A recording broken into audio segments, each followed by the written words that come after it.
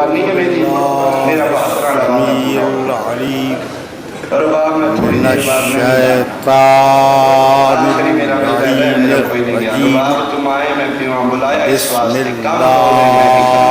الرحمن الرحیم الحمد للہ الملک الحق المبین المتصابر لعظمتہ جبابرة الطاغين المتخاضع لكبريائه عتاة المتمردين المعترف بربوبيته سائر الخلق أجمعين والصلاة والسلام والتحية والإكرام على أشرف النبيين وخاتم المرسلين سيدنا ومولانا أبي القاسم محمد أهل بيته الطيبين الطاهرين المعصومين المظلومين أما بعد فقد قال الله سبحانه وتعالى في محكم كتابه المبين بسم الله الرحمن الرحيم سبح اسم ربك الأعلى الذي خلق فهدى صلوات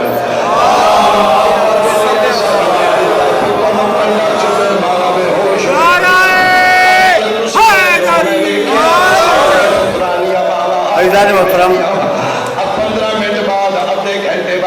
سبیل الہی کے عنوان سے ہم نے جس سلسلے گفتگو کا آغاز کیا ہے وہ سلسلے گفتگو اپنے دوسرے مرحلے میں داخل ہو رہا ہے۔ اس سلسلے گفتگو کے لیے میں نے سورہ اعلیٰ کی ابتدائی کچھ آیتوں کی تلاوت کا شرف حاصل کیا۔ 5 آیتیں میرا عنوان ہے، جن میں سے آج میں نے صرف 2 پڑھی اور ذرا سی ترمیم کے ساتھ توجہ رکھیں۔ سبح اسم ربک الاعلیٰ، اپنے بلند ترین رب کے نام کی تسبیح پڑھو۔ سبح اسم ربک الذی، یہ کون ہے؟ جو عظیم ترین رب ہے، اعلیٰ، اس کی تسبیح پڑھو۔ الذی خلق فہدی، یہ تمہارا رب وہ ہے جس نے خلق کیا اور ہدایت کی۔ والذی اخرج المرعی،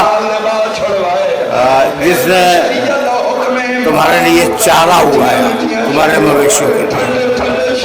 فجعلہ غثاء احوا، اور اس نے اس چارے کو کالے بھوسے میں تبدیل کر دیا۔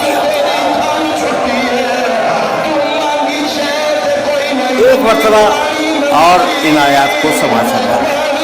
سبح اسم ربک الاعلی الذی خلق فسوی والذی قدر فہدی والذی اخرج المرعی وجعلہ غثاء احوا۔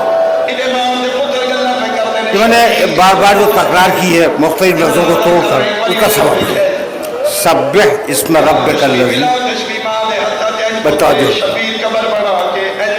تسبیح کرو اپنے رب کے نام کی، جو تمہارا رب عظیم ترین رب ہے۔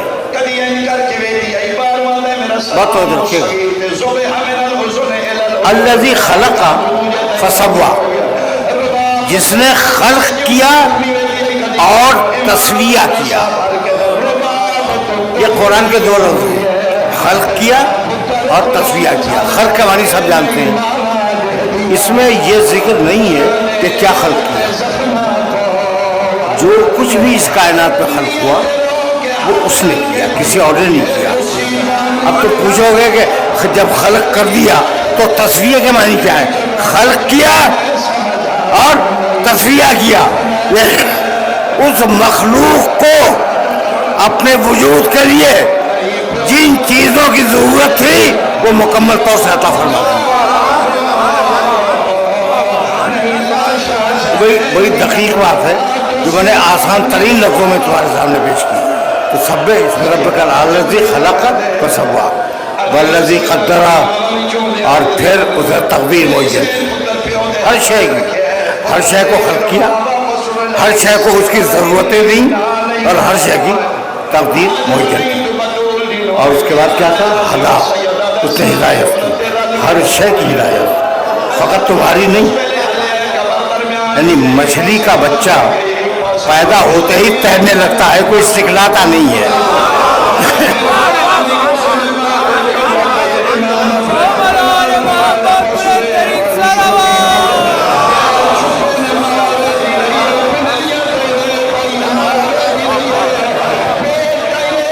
اب میں مشکل مراحل ہیں، لیکن ان مشکل مراحل کو بہت زیادہ دیر تک طویل نہیں کروں گا. تو اللہ نے کیا کیا؟ خلق فسوی والذی قدر فہدی. خلق، تسویہ، تقدیر، ہدایت، یہ چار بنیادی لفظ ہیں ان آیات مبارکات میں.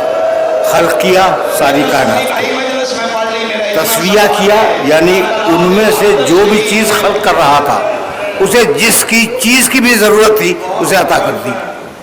پھر اس کی تقدیر معین کی، پھر ہر ایک کی ہدایت کر دی. اب یہ گفتگو تھی پوری کائنات کی خلقت کی.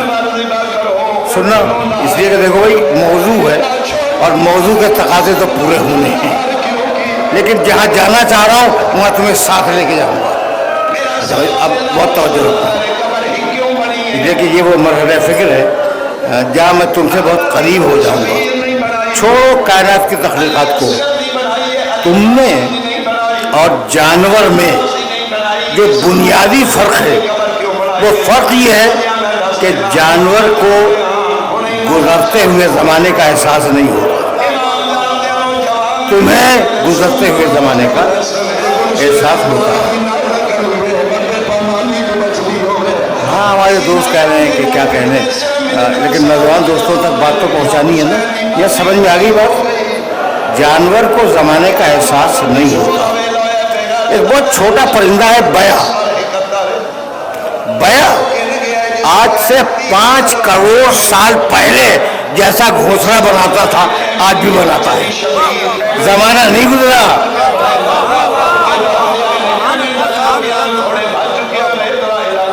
اس پرندے کے اوپر سے زمانہ نہیں گزرا، اسے زمانے کے گزرنے کا احساس نہیں ہوا. شہد کی مکھی لاکھوں سال پہلے جیسا چھتا بناتی تھی ویسا چھتا آج بھی بناتی ہے، اس میں کوئی تبدیلی پیدا نہیں ہوئی. گزرتے ہوئے زمانے کا احساس جانور کو نہیں ہوتا. اور اب انسان، پہلے تم غاروں میں تھے، غاروں سے نکل کر درختوں پہ آئے، درختوں سے تم چراگاہوں میں آئے، چراگاہوں سے تم نے کھیتی باڑی شروع کر دی، کھیتی باڑی سے تم لوہے کی دریافت کے بعد لوہے کے زمانے میں آ گئے، لوہے کے زمانے سے پھر پتھر کے زمانے میں آئے، پتھر کا زمانہ گزرا، تم نے دھاتیں معلوم کر لی، دھاتوں کے زمانے میں آ گئے، اور اب آگے بڑھے تو ایٹم بم کے زمانے میں آئے، اس سے آگے بڑھے کمپیوٹر کی ایج میں آئے. زمانہ گزر رہا ہے اور گزرتے ہوئے زمانے کا احساس بھی ہے. ایسا ہے یا نہیں؟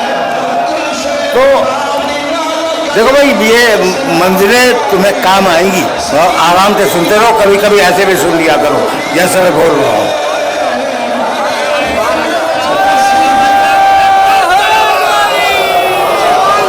ایسے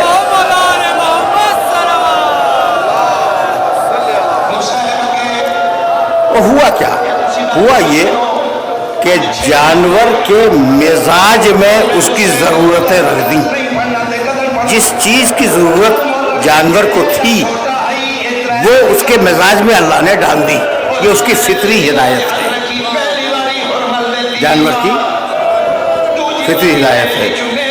مرغی کا بچہ پیدا ہوتے ہی اپنے دانے کی طرف جاتا ہے, اسے کوئی سکھاتا نہیں ہے. بہت توجہ رکھنا, اس لیے کہ جانور اور انسان کا فرق آپ کی خدمت میں عرض کر رہا ہوں. اسے قرآن نے وحی کے نام سے یاد کیا کہ ہم نے جانوروں پر وحی کی, یعنی جانوروں کے مزاج میں ڈال دیا. اس کو قرآن نے کیا کہا؟ وحی. ایک آیت تو سناتے جاؤں. وَأَوْحَىٰ رَبُّكَ إِلَى النَّحْلِ أَنِ اتَّخِذِي مِنَ الْجِبَالِ بُيُوتًا وَمِنَ الشَّجَرِ وَمِمَّا يَعْرِشُونَ ثُمَّ كُلِي مِن كُلِّ الثَّمَرَاتِ فَاسْلُكِي سُبُلَ رَبِّكَ ذُلُلًا يَخْرُجُ مِن بُطُونِهَا شَرَابٌ مُخْتَلِفٌ أَلْوَانُهُ فِيهِ شِفَاءٌ لِلنَّاسِ إِنَّ فِي ذَلِكَ لَآيَةً لِقَوْمٍ يَتَفَكَّرُونَ. یہ پڑھا لکھا مجمع میرے سامنے بیٹھا ہے. ہم نے اوحا ربک, حبیب اللہ نے, تیرے رب نے شہد کی مکھی پہ وحی کی. وہی یہ کی کہ اونچے اونچے مقامات پر, اونچی اونچی جگہوں پر اپنے گھر بنایا کر. یعنی تخذی من الجبال بیوتا ومن الشجر ومما یعرشون, اونچی جگہیں, اونچے درخت, پہاڑوں کی چوٹیوں پر اپنے گھر بنا. ثم کلی من کل ثمرات, اور جتنے پھل پھول بیل بوٹے دنیا میں پائے جاتے ہیں ان سب کے عرق کو لے, اچھا ہو زہریلا ہو. بہت قریب ہو کے بات کر رہا ہوں, اور اگر یہ بات پہنچ گئی تو آج کا میسج مکمل ہوا. ثم کلی من کل ثمرات, شہد کے وقی میں وہی کی کہ دنیا کل ثمرات, کل کا لفظ ہے, دنیا میں جتنے بھی پھل اور پھول پائے جاتے ہیں ان سے عرق کو حاصل کرو. فصلوں کی سبل رب کے ذللا, اور شہد کی مکھی سے ہم نے کہا کہ اپنے رب کی راہوں میں سر کو جھکا کر چلتی رہے, اپنے رب کے راستے میں سبیل الہی پر, جو اس کے لیے سبیل بنائی اللہ نے, اپنی سبیل الہی پر سر کو جھکا کر چلتی رہا. یخرج من بطونہا شراب, اس کے پیٹ سے ایک مشروب نکلتا ہے. مختلف الوانہ, اس کے رنگ بڑے مختلف ہیں. شہد کے رنگ بڑے مختلف ہوتے ہیں. مختلف الوانہ فیہ شفاء للناس, اس مشروب میں ہم نے انسانوں کے لیے شفا رکھ دی. میرے عزیزوں, میرے دوستوں, اس مرحلے پر میں اپنے سننے والوں کو روکنا چاہوں گا. کیا کہا؟ اچھے پھل ہوں وہ بھی لے, زہریلے ہوں وہ بھی لے. اس کے پیٹ سے ایک مشروب نکلتا ہے اور وہ انسانیت کے لیے شفا ہے. جب اچھے اور زہریلے دونوں قسم کے مشروب جا رہے ہیں پیٹ میں, تو صرف شفا کیوں بن رہا ہے, زہر کیوں نہیں بن رہا ہے؟ وہ کون سا کارخانہ لگا ہوا ہے؟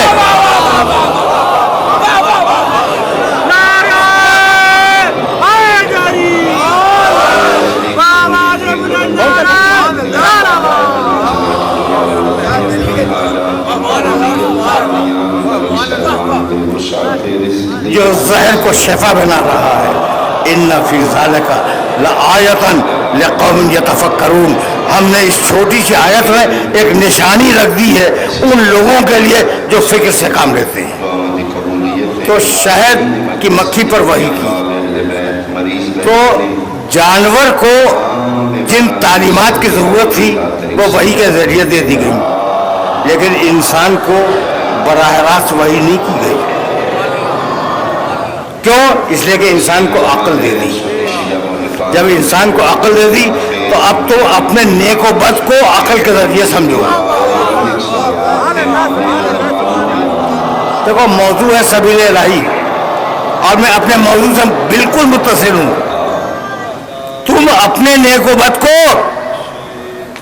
تمہارا اچھا کیا ہے, تمہارا برا کیا ہے, اپنی عقل سے سمجھو. تو تمہارے مزاج میں عقل کو رکھ کر تمیز کا فیصلہ دے دیا کہ تم تمیز کرو کہ یہ اچھا ہے اور یہ برا ہے. اب آخری سوال اور توحید اس مرحلے پہ رک جائے گی. آخری سوال کہ عقل کو اجازت دے دی کہ تو اپنے اچھے کو اور اپنے برے کو خود سمجھ, لیکن اگر کہیں عقل کو دھوکہ کھا جائے, عقل کو دھوکہ ہو جائے, خود عقل دھوکہ کھا جائے تو ہو کیا؟ بس توجہ رکھنا, اس لیے کہ میں عجیب مرحلے پہ آ گیا. یہ جو تمہاری دنیا ہے, یہ سائنس کی دنیا, یہ ٹیکنالوجی کی دنیا, اس دنیا نے انسان کے اندر جسم ہے, نفس ہے, روح ہے, 3 چیزیں ہیں نا. آج تک سائنس میں جتنی ترقی ہوئی ہے وہ جسم کی سہولت کے لیے اور نفس کی سہولت کے لیے. پڑھے لکھے مجمع کو یہ جملہ ہدیہ کر رہا ہوں میں کہ جو کچھ بھی ٹیکنالوجی نے کیا وہ یہی کیا کہ جسم کو فائدہ پہنچ جائے یا خواہش کو فائدہ پہنچ جائے. روح کے فائدے کے لیے آج تک کچھ نہیں ہوا. یعنی آج تک سائنسدان نے, کسی بھی سائنسدان نے نجات کی مشین ایجاد نہیں کی.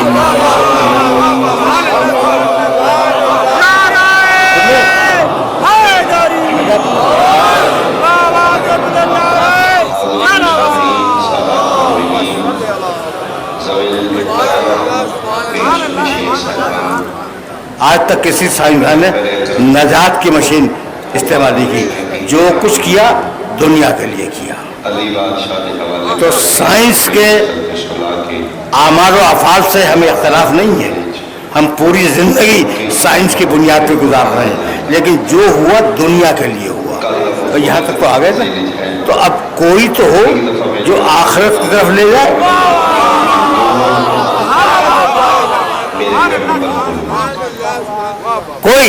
کوئی ایسا ہو جو انسانیت کو آخرت کی طرف لے جائے. میں بہت مشکل میں ہوں کہ میں نے دنیا کی مقدس کتابوں کا مطالعہ کیا ہے اور بڑی بڑی کتابیں میں نے دیکھی ہیں جو سو کالڈ, جو کہلاتی ہیں کہ الہامی کتابیں ہیں. کسی میں بھی آخرت کا وہ تصور نہیں ہے جو قرآن مجید نے دیا. کسی نے بھی آخرت کا وہ تصور نہیں دیا جو قرآن مجید نے دیا. اور اب آواز دی, تم سے قریب ہو گیا میں. هو الذی, توجہ رکھنا, سبھی الہی ذہن میں رہے. هو الذی بعث فی الامیین رسولا منہم, وہ اللہ اس نے رسول مبعوث کیا امیین نے. بعث فی الامیین رسولا منہم یتلو علیہم آیاتہ. اس رسول کا کام یہ ہے کہ وہ آیات خدا کی تلاوت کرے, قرآن کی تلاوت کرے. یزکیہم, تمہیں پاک بنائے. دیکھو اس سبیل الہی کے لیے راستہ ہموار ہو رہا ہے. یتلو علیہم آیاتہ ویزکیہم, بہت قریب ہوں نا میں تم سے. ویعلمہم الکتاب, اور وہ تمہیں کتاب کی تعلیم دے. والحکمہ, اور تمہیں حکمت کی تعلیم دے. اتنی مشہور آیت ہے سورہ جمعہ کی کہ نماز جمعہ پڑھی جاتی ہے نا تو ہر ایک کو یاد ہوگی. ایک مرتبہ اور سننا. والذی بعث فی الامیین رسولا منہم, پہلا کام کیا ہے؟ یتلو علیہم آیاتہ, اللہ کی کتاب سنائے, اللہ کی کتاب سنائے, ایک کام. دوسرا کام یزکیہم, لوگوں کے نفس کو پاک بنائے, دوسرا کام. تیسرا کام کتاب کی تعلیم دے. چوتھا کام حکمت کی تعلیم دے. تو رسول کے کام کتنے ہیں؟ 4 کام ہیں. دیکھو اتنا آسان کروں گا کہ بچہ بھی سمجھ لے گا, اور بچہ ہی کو سمجھانا مقصود ہے. رسول کے 4 کام ہیں. قرآن سنائے, تزکیہ کرے, کتاب کی تعلیم دے, حکمت کی تعلیم دے. 4 کام ہے نا. تو کتاب سنانا 1/4 ہے. اگر کتاب کافی بھی ہوگی تو 1/4 کافی ہوگی.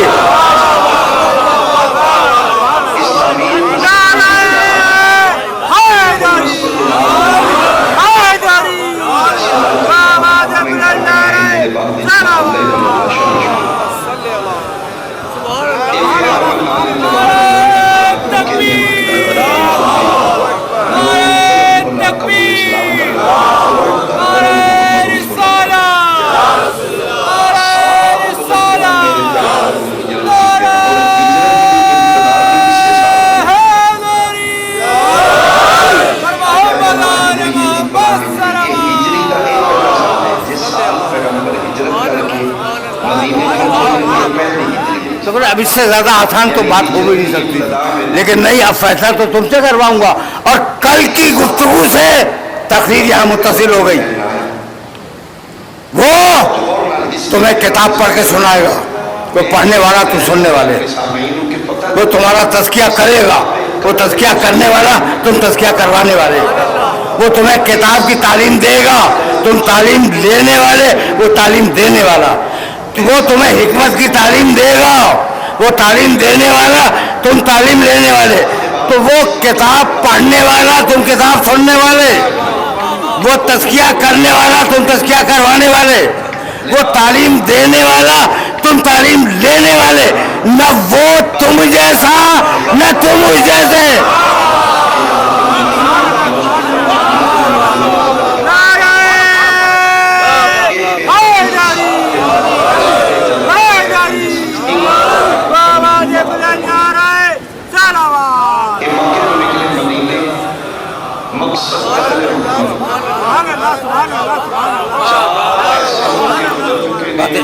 باتیں تو پہنچ رہی ہیں نا، بہت آسان لفظوں میں یہ سلسلہ فکر آگے بڑھتا جا رہا ہے. اچھا بھائی، اب یہاں تک آ گئے تو سبیل الہی ذہن میں رکھنا.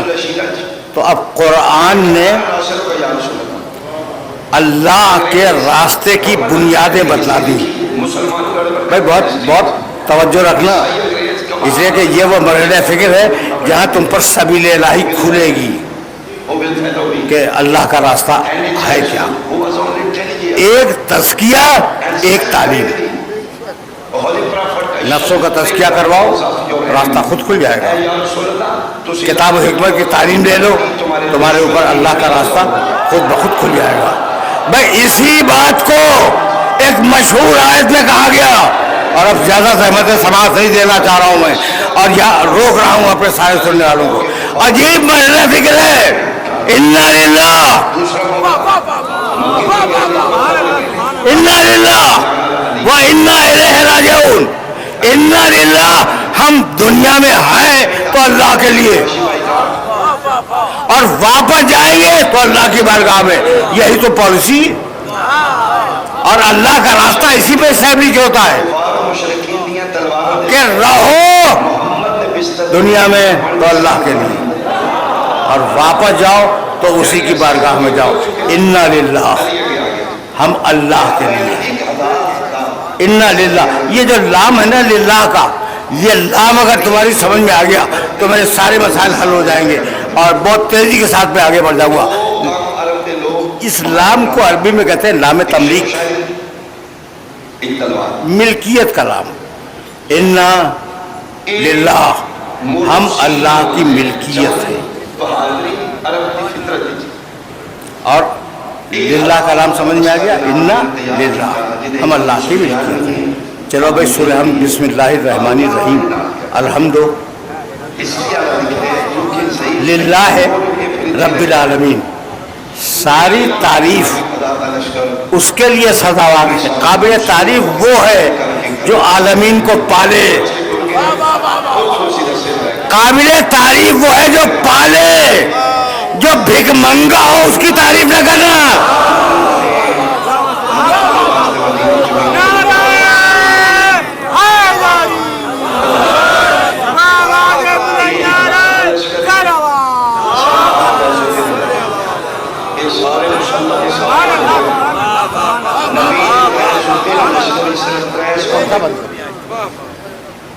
باقی پیادہ کسی کو تیر ہے تبر کوئی نہیں، کسی کو تلوار ہے ڈال کوئی نہیں، کسی کو نام سمجھ میں آ گیا. الحمد للہ رب العالمین، ساری تعریف کی ملکیت، حمد کی ملکیت اللہ کے لیے. دو آیتیں ہو گئی. کہنے لگا للہ علی الناس حج البیت، خانہ کعبہ کا حج اللہ کے لیے، اس کی ملکیت ہے، اس کے علاوہ کسی کے لیے نہیں ہوگا. کہنے لگا للہ میراث السماوات والارض، آسمان و زمین کی ساری میراث اللہ کے لیے. دیکھ رہے ہو. کہنے لگا من کان یرید العزت فللہ العزت جمیعا. دنیا والوں سے کہہ دو کہ اگر عزت چاہتے ہو تو عزت فقط اللہ کے لیے ہے. اس کی بارگاہ میں سر جھکاؤ گے عزت مل جائے گی. اسلام یہ ملکیت سمجھ میں آ رہی ہے؟ جو للہ ہو وہ اللہ کی ملکیت ہے. یہ سمجھانا چاہ رہا ہوں نا میں, اور بہت آسانی کے ساتھ سمجھانا چاہ رہا ہوں کہ جو چیز بھی للہ ہو, وَاعْلَمُوا أَنَّمَا غَنِمْتُم مِّن شَيْءٍ فَأَنَّ لِلَّهِ خُمُسَهُ وَلِلرَّسُولِ وَلِذِي الْقُرْبَىٰ. جو بھی تمہیں مال غنیمت سے ملے اس کا 5واں حصہ اللہ, رسول اور ذی القربیٰ کے لیے ہے. ملکیت ہے. تو اب جہاں لام لگ جائے وہ لام دلیل ہے للہ, وہ دلیل ہے اس بات کی کہ وہ ملکیت اللہ کی ہے. اب میں آیت پڑھوں, قول ان صلاتی و نسکی و محیایا و مماتی للہ رب العالمین. رسول کہہ دے میری نمازیں اللہ کے لیے, میری قربانیاں اللہ کے لیے, میری ساری عبادتیں اللہ کے لیے, میرا جینا اللہ کے لیے, میرا مرنا اللہ کے لیے. لا شریک لہو, اس کا کوئی شریک نہیں ہے. وبذالک امرت, مجھے حکم دے دیا گیا ہے کہ میں یہ کہہ دوں وانا اول المسلمین, اور پہلا مسلمان میں ہوں. اگر پڑھے لکھے لوگ تشریف فرما نہ ہوتے تو میں ان مسائل کو نہ چھیڑتا جن مسائل کو چھیڑنے پر آج میں آمادہ ہوں. ظاہر کے سلسلے گفتگو طویل نہیں ہوگا اور ہر روز یہ مشکل مسائل ڈسکس بھی نہیں ہوں گے, لیکن ایک جملہ تو میں کہوں گا, قل ان صلاتی و نسکی و محیایا و مماتی للہ رب العالمین. رسول کہہ دو کہ میری نمازیں اللہ کے لیے, میری عبادتیں اللہ کے لیے, میری قربانیاں اللہ کے لیے, میری پوری زندگی اللہ کے لیے. حد یہ ہے کہ میری موت مروں گا بھی تو اللہ کے لیے.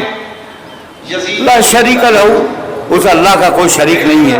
وبذالک امرت, مجھے حکم دیا گیا ہے کہ میں کہوں وانا اول المسلمین, اور پہلا مسلمان میں ہوں. تو کون ہے پہلا مسلمان؟ رسول اللہ. آیت کر رہی ہے. کیا خیال آپ کا, موسیٰ علیہ السلام مسلمان تھے یا نہیں تھے؟ اپنے زمانے کے سب سے بڑے مسلمان تو موسیٰ ہی تھے نا, اور عیسیٰ علیہ السلام اپنے زمانے کے سب سے بڑے مسلمان. ہر نبی اپنے زمانے کا سب سے بڑا مسلمان. رسول کہتے ہیں پہلا مسلمان میں, انا اول المسلمین. پڑھا لکھا مجمع ہے میرے سامنے. رسول نے کہا میں مسلمین کا اول ہوں. اب اگر اول تلاش کر لیا تو مسلمین سمجھ میں آ جائیں گے. میں مسلمین کا اول ہوں. اسی دن کے لیے کہا تھا اولنا محمد وآخرنا محمد وآخرنا محمد وکلنا محمد.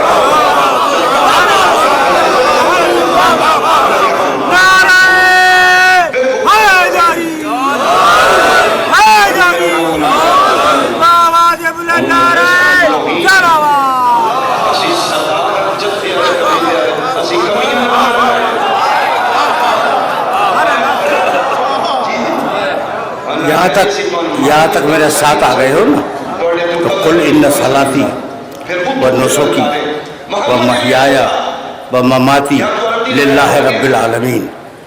رسول کی پوری زندگی عالمین کے رب کے لیے ہے.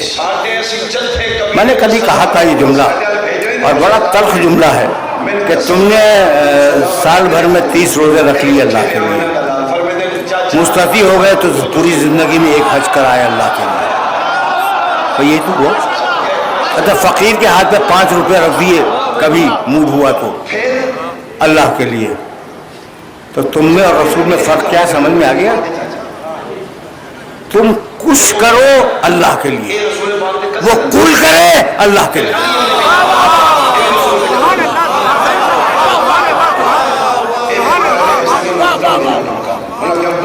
جو سچی بات ہے وہ تو میں کہوں گا.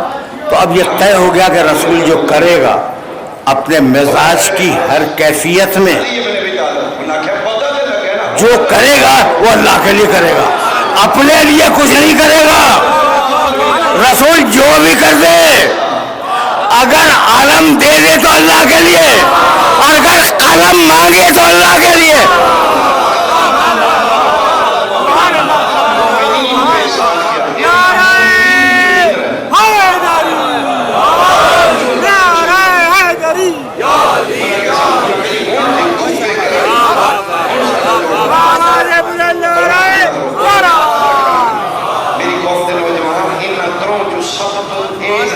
یعنی بات کو تم بڑھاتے جانا.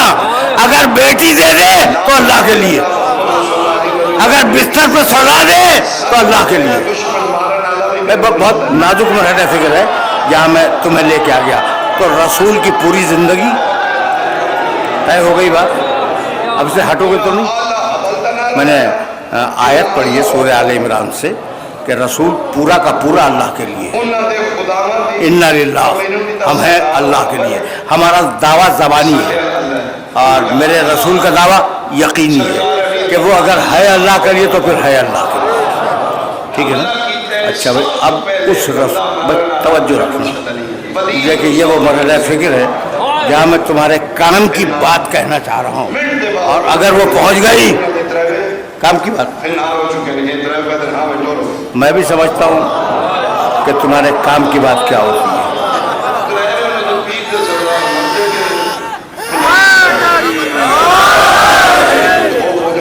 میں تمہارے کام کی بات میں سمجھتا ہوں.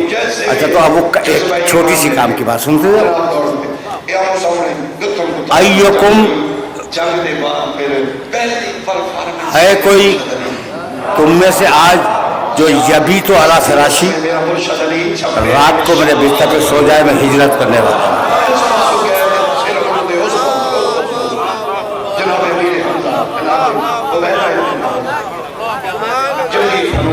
دیکھو بھائی، ایک جملہ اور سنتے جاؤ. ہر جگہ میں اس انداز کی مجلس نہیں پڑھتا، یہ کہ سامعین میں فرق ہوتا ہے. اگر تم جیسا صاحب فہم نہ ہوتا تو میں ان باریک باتوں کو بیان نہ کرتا. اللہ کے راستے کا نام ہی تو ہجرت ہے.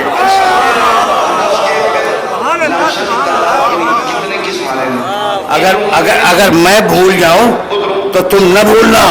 اگلی تقریروں میں کہیں یاد دلا دینا کہ میں نے یہ جملہ کہا تھا کہ جو سبیل الہی ہے وہی تو ہجرت ہے. ہجرت اللہ کے راستے کے علاوہ اور کیا ہے؟ اب ہجرت بیان کروں گا. ہجرت صرف وہ نہیں جو ہو گئی، ہر حال ہجرت ہے. آج جو تم بیٹھے ہوئے ہو ہجرت کر رہے ہو. ایک دقیقہ پہلے تمہاری سطح معرفت کچھ اور تھی، اور فضیلت ثانی سننے کے بعد تمہاری سطح معرفت بدل گئی. یہ ہجرت ہے یا نہیں؟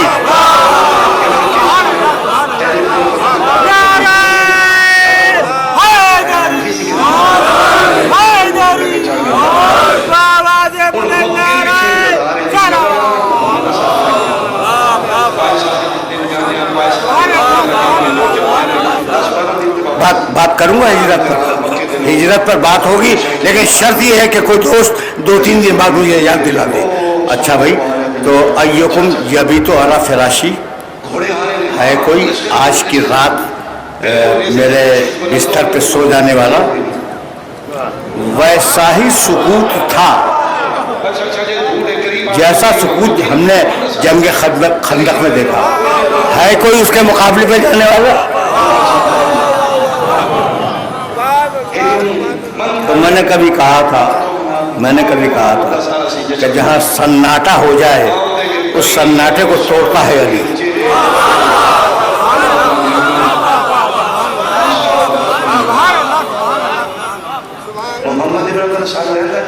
یاد نہیں ہے علی نے کتنے بڑے بڑے سناٹے توڑے.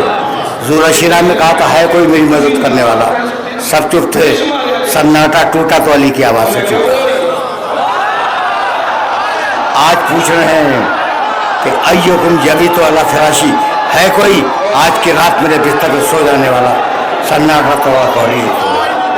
جب بدر کے کنویں سے پانی کی طلب ہوئی اور مسلمانوں کا لشکر پیاسا ہو گیا، اب یہ ہجرت کے بعد کا واقعہ، تو من یستسقی لنا من الماء، رسول نے پوچھا بھرے ہوئے لشکر سے کہ ہے کوئی آج کے دن پانی لانے والا؟ سب خاموش تھے. تو سناٹا توڑا علی نے. اور جب عمر ابن عبد ود پکار رہا تھا کہ ہے کوئی میرے مقابلے پہ آنے والا, تو سناٹا توڑا تو علی نے. لیکن شب ہجرت کا جو سناٹا توڑا ہے, سب سے پوچھ رہے ہیں نا, ایکم یبیت علی فراشی, ہے کوئی آج کی رات میرے بستر پہ سو جانے والا. تم سے بہتر اس بات کو کون سمجھے گا؟ یہ نہیں کہا فرات تم سو جاؤ, اوپن آفر دیا ہے کہ جس کو فضیلت کمانی ہو وہ آگے بڑھ کے آ جائے.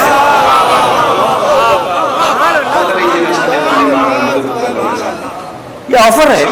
ایکم یبیت علی فراشی, ہے کوئی آج کی رات میرے بستر پر سونے والا, اس لیے کہ میں ہجرت کرنے والا ہوں.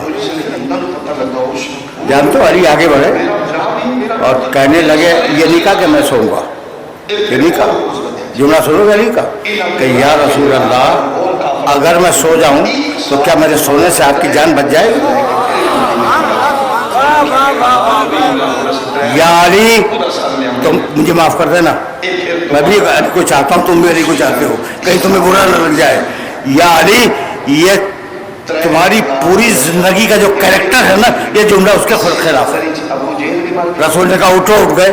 رسول نے کہا بیٹھو, بیٹھ گئے. رسول نے کہا قریب آ جاؤ, آ گئے. رسول نے کہا چلے جاؤ, چلے گئے.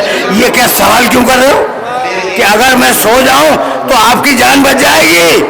کہ میں سوال اس لیے کر رہا ہوں کہ نفس رسول مل جائے کہ میرے سونے سے جان بچے گی, کسی کے ساتھ جانے سے جان نہیں بچے.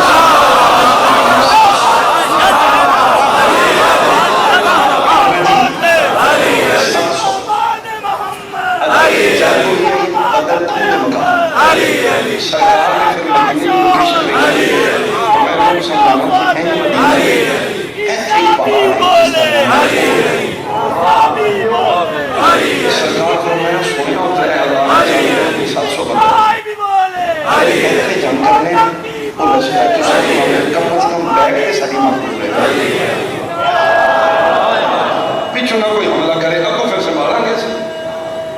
جو ہویا پھر اللہ تو ساڑھے نال ہی ہے.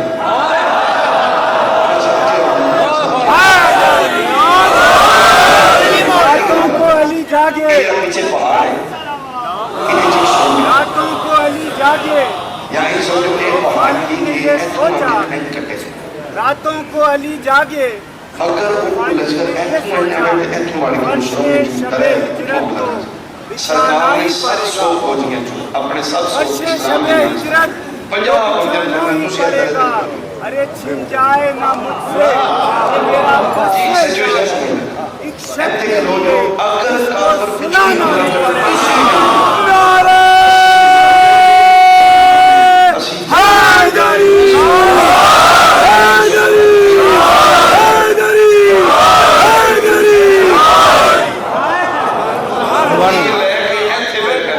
بس میرے عزیزوں, میرے دوستوں, یا رسول اللہ میرے سونے سے آپ کی جان بچ جائے گی؟ کہا یا علی یقیناً بچ جائے گی. کہا اللہ کے رسول میں سوؤں گا, میں سوؤں گا. اور جب رسول نے کہا کہ یا علی نم علی فراشی, میرے بستر پہ سو جاؤ علی, آج کی رات میرے بستر پہ سو جاؤ, سجدہ شکر کیا کہ اللہ کے رسول نے میری عبادت قبول کی. اور ساری دنیا کے مسلمان چاہے علی کو مانے یا نہ مانے, وہ یہ لکھتے ہیں کہ اسلام کا پہلا سجدہ شکر یہی تھا.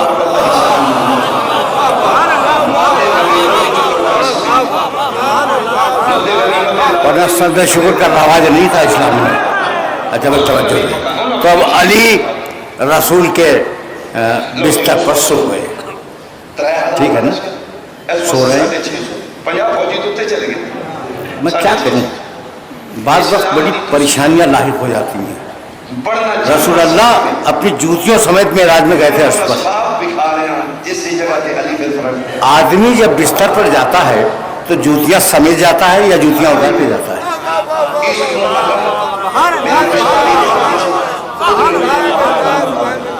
یہ جو رخ میں نے پیش کر دیا ہے, اسے سوچتے رہنا کہ بستر عرش سے زیادہ پاکیزہ ہے. کہ وہاں جوتی نہیں آ سکتی, جوتی نیچے اتاری جاتی. ٹھیک ہے نا. اب میں کیسے اپنے سننے والوں کی خدمت پیش کروں کہ رسول کا وہ بستر جس پر علی کو سونا ہے, ایک ام المومنین ان کے ایک والد جو صحابی بھی تھے اور جن کا اسلام آج تک مشکوک ہے, حضرت ابو سفیان.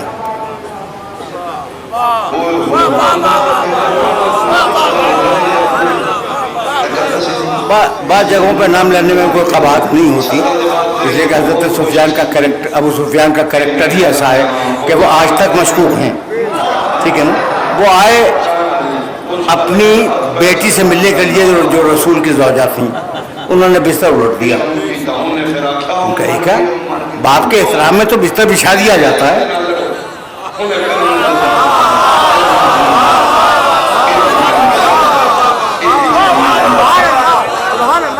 کہا بیٹی یہ کیا کر رہی ہے, تو نے بستر الٹ دیا.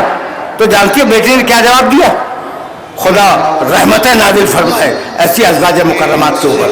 فرمانے لگی کہ یہ بستر ہے رسول کا اور کوئی نااہل اس بستر پر بیٹھ بھی نہیں سکتا.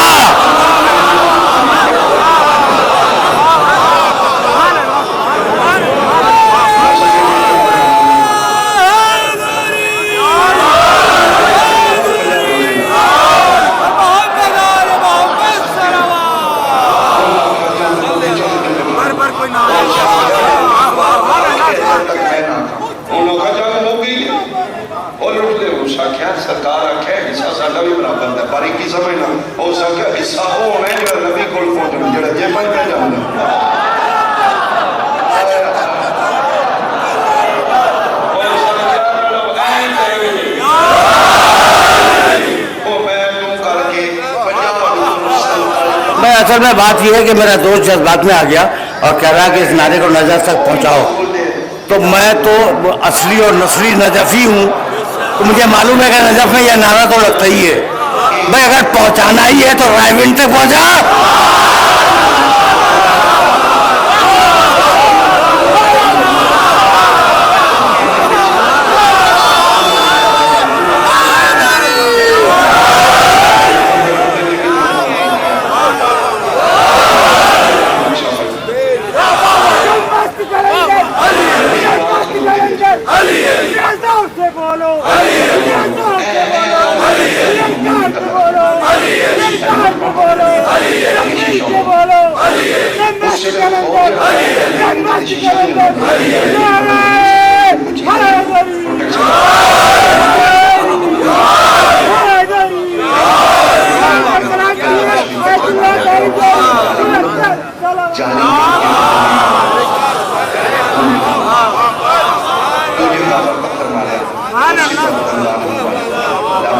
ٹھیک ہے نا.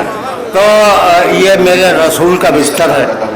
دیکھو ام المومنین کیا فرماتی ہیں رضوان اللہ تعالی علیہ, یہ میرے رسول کا بستر ہے, اس پر نااہل بیٹھ نہیں سکتا. تو جو نااہل ہو وہ رسول کے بستر پر بیٹھ بھی نہیں سکتا, اور علی کو بیٹھنا نہیں ہے, رات بھر سونا ہے.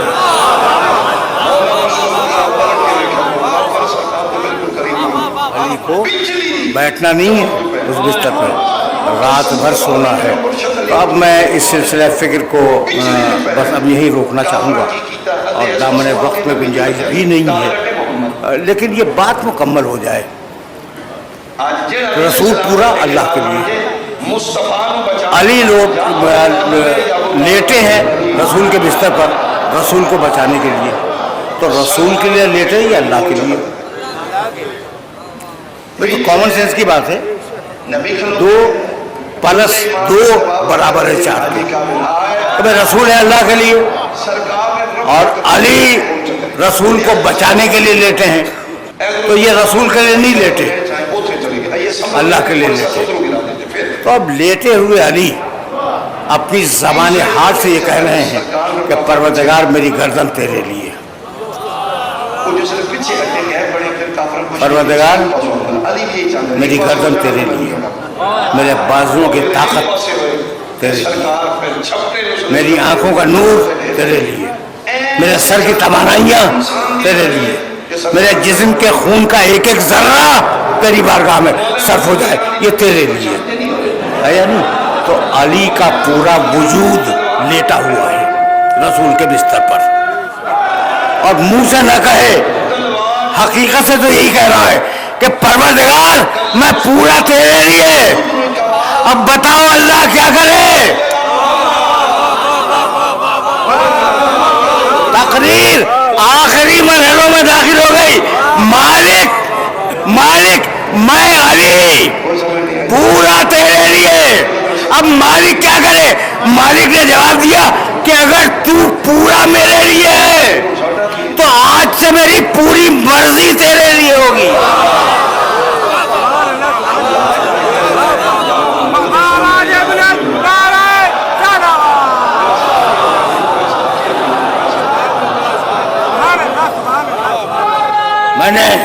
میں نے اپنے محترم سننے والوں کو زحمت دی اور سلسلہ فکر اس مقام پر اپنے آخری مرحلے سے قریب ہو جائے گا، لیکن ایک جملہ تو کہنا ہے۔ دیکھو بھائی، ایک حدیث قدسی ہے، عبدی کن لی اکن لک، میرے بندے میرا ہو جا میں تیرا ہو جاؤں گا، من تو شدم تو من شدی۔ حدیث قدسی جانتے ہو؟ وہ حدیث جو اللہ کا کلام ہے لیکن قرآن کی طرح معجزے کی صورت میں نازل نہیں ہوا ہے، کلام اللہ کا۔ تو کیا ہے؟ عبدی کن لی اکن لک، تو میرا ہو جا میں تیرا ہو جاؤں گا۔ میری تقریر آخری مرحلوں میں آ گئی، تو اگر واقعاً کوئی اللہ کا ہو جائے، ہو گیا نا، مرضی لے لی، تو اب وہ جو مرضی کا لینے والا ہے اس کا چہرہ اس کا اپنا نہیں ہے، اللہ کا چہرہ۔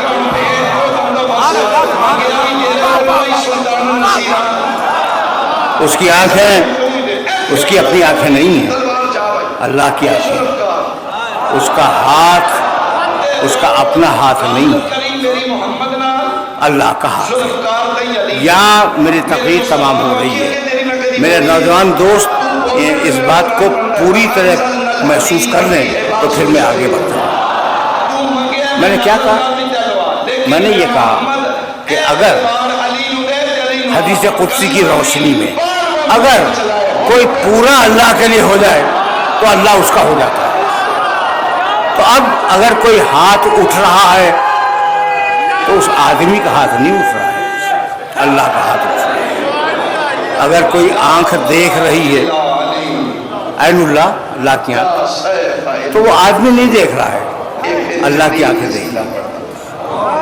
بھائی یہ تو بہت ہی واضح ہے۔ اب میں چھوٹا سا واقعہ عرض کروں، میں واقعات بہت کم بیان کرتا ہوں لیکن جہاں ضرورت ہو وہیں بیان کرتا ہوں بس۔ تو اب ایک ایسا نظر آیا جس کا پورا وجود اللہ کے لیے، اس کا نام ہے محمد۔ دوسرا جو نظر آیا کہ پورا وجود اللہ کے لیے، اس کا نام ہے علی۔ تو دو تو ہیں جن کا وجود اللہ کے لیے، ٹھیک ہے نا؟ اب ایک چھوٹا سا واقعہ سنو۔ کہتے ہو علی کو عین اللہ کہتے ہو، مجھے نہیں معلوم تمہارا عقیدہ صحیح ہے یا نہیں ہے۔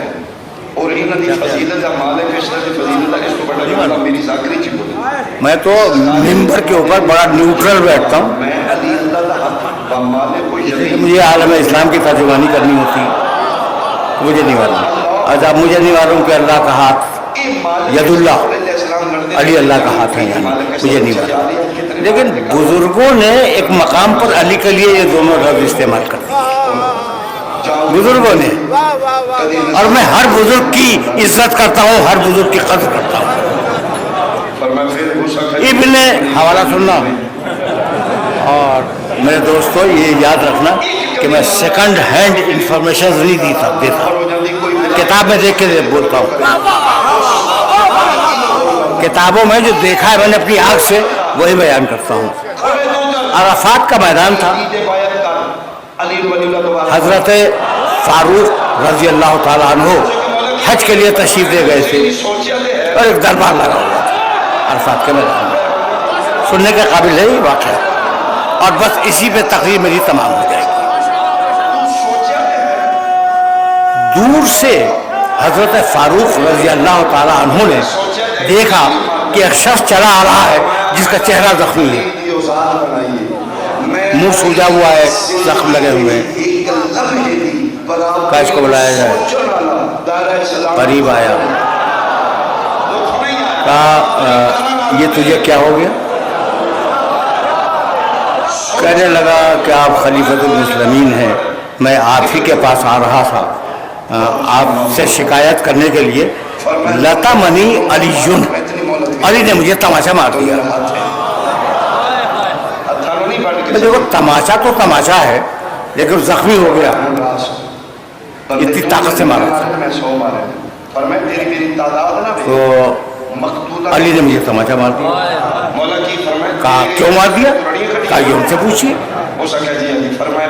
امیر مومنین کو تشریف آوری کی زحمت دی گئی, اور بعض روایات بھی ہے کہ نہیں, خود حضرت فاروق رضی اللہ تعالیٰ عنہ اٹھ کے گئے علی کے پاس اور کہا کہ یا علی سبب بتائیں گے کہ آپ نے اسے تماشا کیوں مارا؟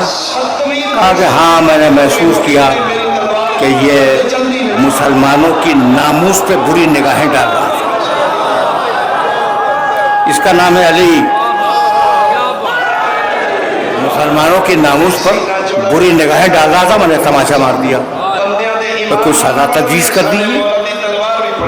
بھائی تماشا تو جواب تو تماشا ہے نا, کوئی سزا تجویز کر دیجیے. حضرت فاروق رضی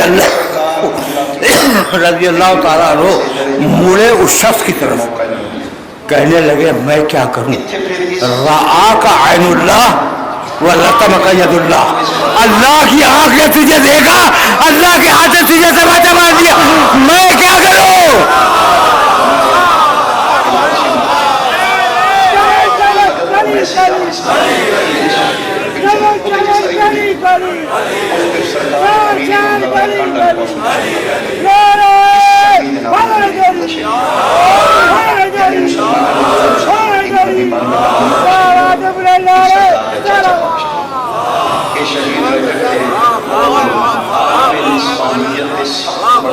ایک جملہ کہوں,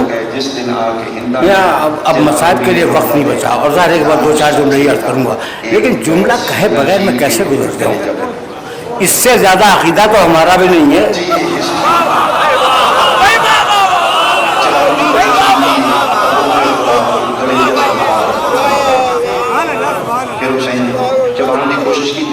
ہمارا بھی عقیدہ نہیں ہے کہ اب میں کیا کروں بھائی؟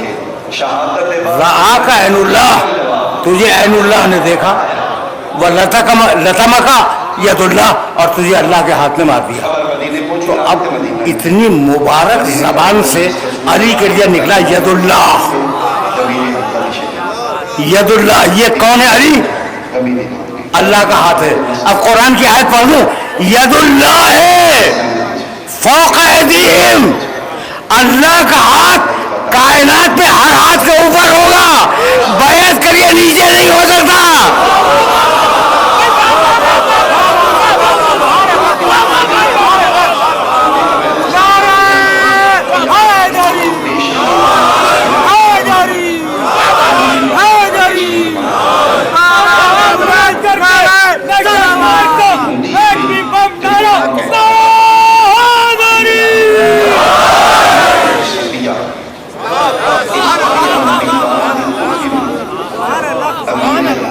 گفتگو اپنے آخری مرحلے پہ آ گئی.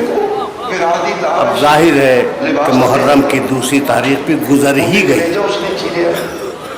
کچھ نہ کچھ تو تذکرہ کروں گا نا, اور ربط کے بغیر تذکرہ نہیں کروں گا. اگر علی اپنے زمانے میں ید اللہ ہے, حسین اپنے زمانے کا ید اللہ ہے.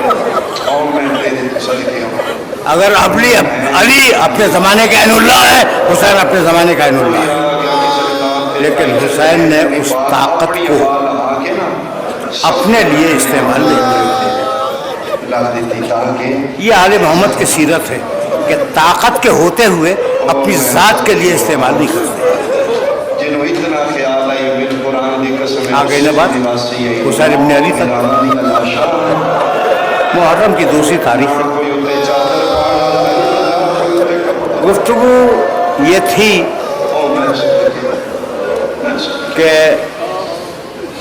हुसैन इब्न अली अपनी माँ की लहद से रुखसत हुए। इधर सामान सफ़र तैयार हुआ।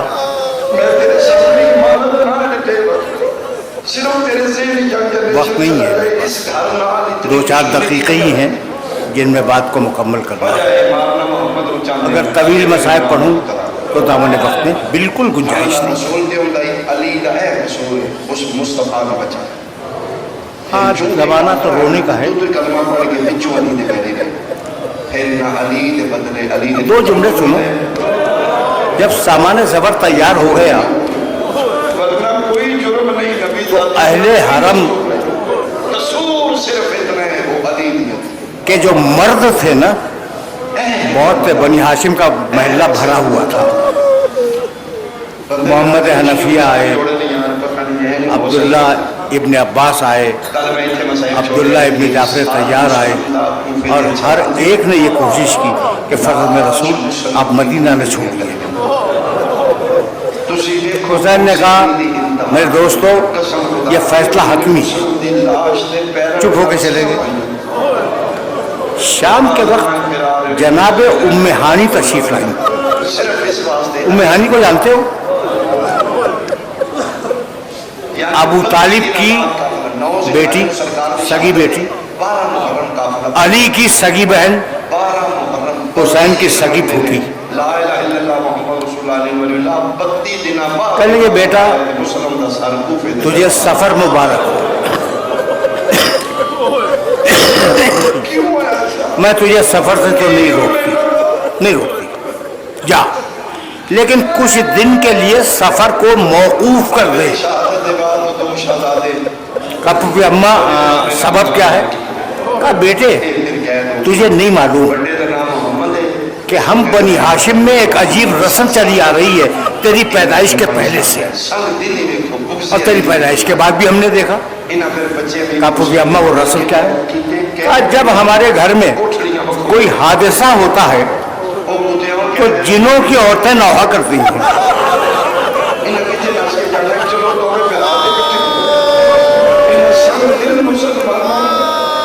मातम की आवाजें आती हैं, नौहे की आवाजें आती हैं, और पढ़ने वालियां नजर नहीं आती। फिर फरमाने लगी, उम्मे हानी के जुमले सुन लो, फरमाने लगी कि जब तेरे नाना का इंतकाल हुआ तो कई दिन पहले से जिनों की औरतें नौहा कर रही थी। जब तेरी माँ इस दुनिया से गई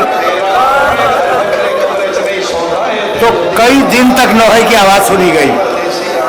जब तेरा बाप इस दुनिया से गया जिनों की औरतों ने नौहा किया। जब तेरा भाई इस दुनिया से गया तो जिनों की औरतों ने नौहा किया। और बेटे तू यकीन करेगा कि जब से तूने सफर का इरादा किया है महल्ले बनी हाशिम के हर घर में जिनों की औरतें मातम कर रही हैं। तो कहती है वाह हुसैना, वाह सैयदा।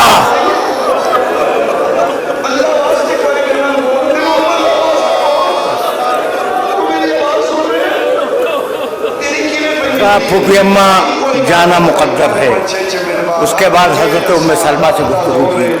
हज़रत उम्मे सलमा का वाक़या बहुत तवील है, बहुत तफसीली है, इस वक्त बयान नहीं कर सकता, अब वक्त वाक़या नहीं है। बस 2 जुमले सुनो। उम्मे सलमा से खुदा हाफिज़ किया और कहने लगे कि नानी आप तो जानती हैं ना कि मुझे करबला में शहीद होना है। कहा हाँ बेटे, तेरे नाना करबला की मिट्टी मुझे दे गए हैं। कहा नानी अम्मा उसकी हिफाजत कीजिएगा। खुदा हाफिज़ किया, चले। एक तवील सफ़र इख्तियार किया हुसैन इब्न अली ने। मुहर्रम की दूसरी तारीख थी जब हुसैन के जुलजनाह ने चलने से इनकार किया। आखिरी जुमला सुनो, तुम रो चुके और मैं तवील मसाइब पढ़ने का आदी भी नहीं हूँ, लेकिन ये जुमला सुन लो, ये जुमला शायद कभी तुम्हें काम आ जाए। ایک مرتبہ ابوالفضل عباس سے کہا کہ سواریاں بدلو. روایت کہتی ہے 7 سواریاں بدلی گئیں. جب وہ سواریاں چلنے پہ آمادہ نہ ہوئی تو ایک مرتبہ گھوڑے سے جھکے, مٹی اٹھائی اور مٹی اٹھا کے سونگھی اور یہ کہہ کے پھینکی انا للہ و انا الیہ راجعون. کہا عباس خیمے لگا دو. 2 محرم کو خیمے لگ گئے. جب خیمے لگے تو گھر کی کنیز بیان کرتی ہے کہ بیویاں ایک سناٹے کے عالم میں اپنے اپنے خیموں میں بیٹھ گئیں. سناٹے کے عالم میں ابھی بیویاں بیٹھی ہی تھیں کہ ایک مرتبہ حضرت زینب نے کہا فضا ذرا میرے بھائی کو تو بلا کے لا.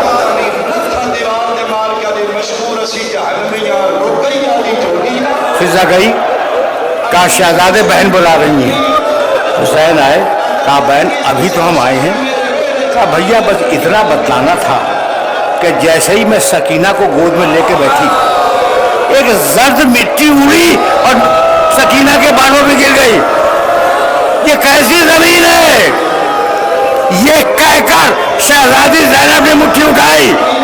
سنگا. کہا بھیا اس مٹی سے تیرے خون کی خوشبو آ رہی ہے.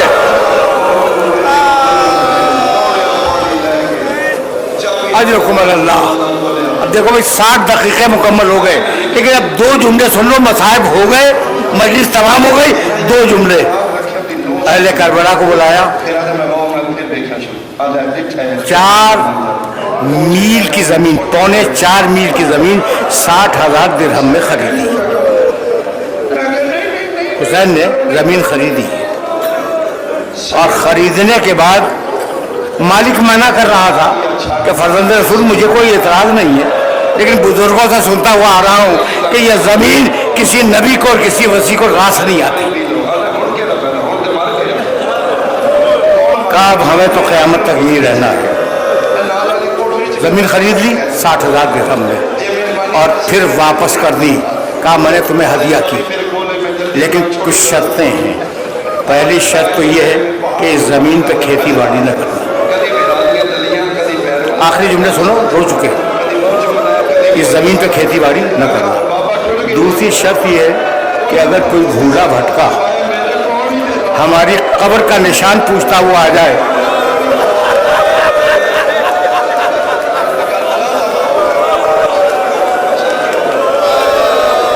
تو اسے نشان قبر بتلا دینا. اور آخری وصیت یہ ہے کہ جب یزید کی فوج اپنے کشتوں کو دفن کر کے چلی جائے تو تم آنا ہمیں دفن کر دینا. بنی اسد روتے ہوئے جا رہے تھے تو ایک مطلب پکار کے کہا اپنی عورتوں کو بھیج دو. جب عورتیں آئی تو کہنے لگے میں تمہاری شہزادی فاطمہ زہرا کا بیٹا ہوں, میں زینب کا بھائی ہوں. اگر تمہارے مرد ہمیں دفن کرنے نہ سکے تو پانی لینے کے بہانے آنا, ہمیں دفن کر دینا. جب عورتیں روتی ہوئی جا رہی تھی تو ان سے پکار کے کہا اپنے چھوٹے چھوٹے بچوں کو بھیج دو. بچے آئے. آخری جملہ کا بچوں میں سکینہ کا باپ ہوں, میں اظہر کا باپ ہوں. اگر تمہارے مرد اور تمہاری عورتیں ہمیں دفن نہ کر سکے تو کھیلنے کے بہانے آنا اور ایک ایک مٹھی مٹی ہماری لاشوں پہ ڈال دینا. آخر دعوانا ان الحمدللہ رب العالمین وسيعلم الذين ظلموا أي منقلب ينقلبون.